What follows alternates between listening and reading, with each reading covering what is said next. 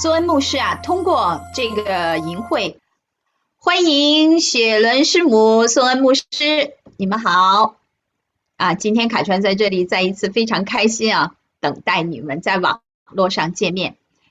其实我们谈的话题好像看上去比较高大上，我们怎么样在婚姻中经营啊？我们要有盟约精神，而不是合约精神啊。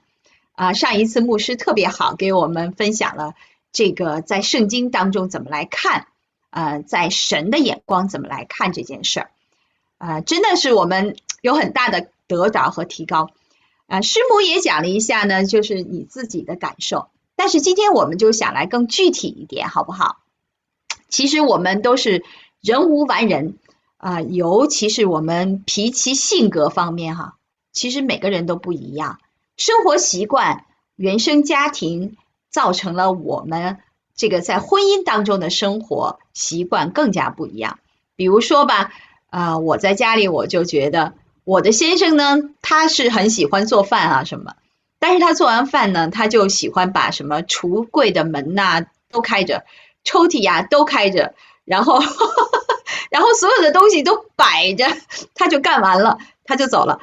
然后我呢，就是要喜欢，就是哎呀，你干完了是不是都可以把它搞得干干净净啊，是吧？然后就觉得特别生气。你看你刚弄干净了，他又给你弄开了，你就觉得很生气，很气。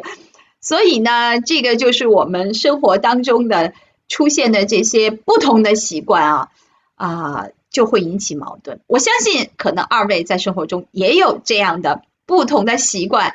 那怎么来接受它呢？其实说起来，我们可以把盟约放在前面，但是我一到小事的时候，我就想，我怎么跟你盟约呀？我怎么爱你啊？因为我觉得我太累了，我刚搞完了，你又把它破坏，搞得那么乱所以就会吵架那我想问问师母和牧师，你们二人在这个方面有什么高见高招来讲一讲好不好？那师母先讲一讲吧。之前有提过我先生是我们都是客家人，我先生很有客家人的美德所以特别在移民的时候，我们就体会到这个优点这个很省钱嘛要精打细算是没有错，我认同但是呢，有时候过了一个极端就变成我的苦恼举例说，我们刚移民加拿大的时候，我先生就有很注意特价讯息嘛。有时候这个土豆20磅一大袋就要扛回来，哎呀便宜对不对？哎呀特价的时候就要买回来。我们家就2个人，那吃这么多的土豆很容易就过期了，就发芽了，吃不了了，就得对不对？为了就是没有办法留下来，哇，我先生就不高兴了，然后就一直怪我浪费食物没有好好的珍惜是钱怎么的。那久了，这只是个例子还有你说其他东西可以堆放，比如说厕纸不怕坏你多买一点倒无所谓可是像这个什么有保质期的保质期对吧？对，你买那么多，你就是单纯就是给我压力，把这个压力摆我身上。后来我久了，我这个心里就有怨气，对不对？凭什么享受这个得到下品这个贪了小便宜的快感是你享受那负责把这个用完的责任就是我在扛那最后还怪我，还骂我我真是很苦恼那可是他又不愿意改那他觉得对我是对的省钱什么错呢？对不对就苦恼了很久结果后来发生了一件事情，然后神出手了我觉得太妙，把这个事情给一劳永逸的解决了，不是立刻发生什么事呢？就是我先生呢手受伤了，而且是右手伤到一个程度呢，他连签字拿笔写字都很难，更不要讲说是一些搬运什么的。好，这一段我老公补充一下好不好？来，我再来收尾。让苏恩牧师您来讲一下是吧？好，我们来听听怎么样受伤的。我其实有点忘记怎么受伤的。然后哦，可能是在做家里的活吧，我已经忘记，只是就是那段时间就不方便去搬一重的东西，就像薛仁讲，所以如果我要买比较大量的话，我需要请他跟我一起去搬才搬得动，我自己是搬不回来。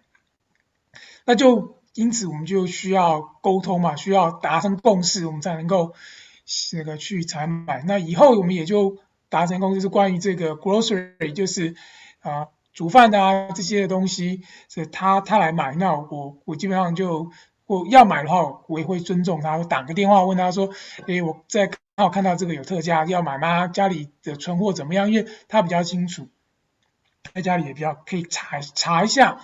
那就养成了这样的习惯以后，就慢慢就有彼此的尊重的这个界限就比较画出来，就不会我单方面觉得便宜我就买，反正这个钱是我赚的，在我身上，我想怎么花怎么花，就会比较多的互相的沟通，然后再达到共识，再进行这样的购物，就减少了很多的不必要的摩擦。因为其实就像薛仁讲，我们就2个人嘛，能够吃多少呢？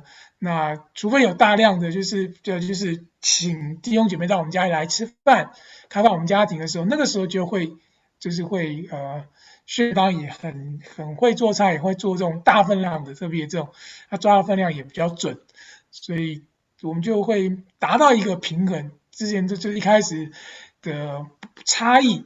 我男生想事情的角度跟女生做事情的角度是完全不一样。我是买菜不做菜的人，根本不知道到底那个量要怎么估，就一味只选便宜的买的话，那也是会造成很大的困扰跟问题。后来有没有牧师改变？有啊，你很开心。以前哪有什么尊重，对不对？我要买我就买了，自己搬回来，然后我一看就傻了，怎么会这样啊？然后跟他抗议，他也不听，对不对？钱是我赚，你还有什么抱怨的那就感觉特别弱势，对不对？我觉得说我这个做太太的，在家负责做饭，你嘴里说尊重我，其实根本没尊重我，对不对？那后来手受伤了，而且他一下子真的拖拖拉拉。花了快2年才好，然后在这个2年当中，他就必须要修正他的这个脾气。以前讲到从第15节到18节，在异人的帐篷里有欢呼拯救的声音，耶和华的右手施展大能，耶和华的右手高举，耶和华的右手施展大能，出现了3次耶和华的右手。当然，耶和华的右手是跟他的能力有关，而这能力是什么的能力呢？在17节、18节，我必不致死。人要存活，并要传扬耶和华的作为。耶和华虽严严的惩治我，未将我交于死亡。这边讲到耶和华的右手的能力，第一个就是保守这个诗人他最后不致死亡，但同时这个能力，这右手能力也是18节说讲到神的管教。耶和华虽然严严的惩治我，但最后这惩治是为了将我救活，为了避免我自己取死，自己走向死亡。但同时耶和华的右手的大能也保守我们，去管教我们，以至于我们不会因为自己的罪而步向死亡。不想要全部自己搬回来，这自己能嘛？可以嘛？有力气嘛？钱在他手上，力气他有，他要搬回来，我也阻挡不了他，只能自己暗暗的生气，对吧？现在不一样了，他想搬，但是一看搬不动，只好来跟我商量。老婆，来被迫来跟我商量，你知道吗？哎呀，那就有商有量我就看见这个神就是把他的手给背了，让他知道说我就是他的左右手那种感觉，你知道吗？老婆是你的右手，左右手，你要是废了你的左右手，你能做什么呢？